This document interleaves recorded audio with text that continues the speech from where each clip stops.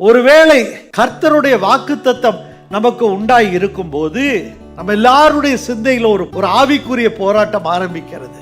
அதுல வரக்கூடிய மிக முக்கியமான ஒரு எண்ணம், இது எப்படி ஆகும்? நம்மிடத்துல வார்த்தையை கொண்டு பேசும்போது, இன்று எளியவனாய் இருக்கிற உன்னை என்னுடைய காருண்யம் பெரியவனாக்கும் என்று சொல்லும் போது, இது எப்படி ஆகும் ஆண்டவரே?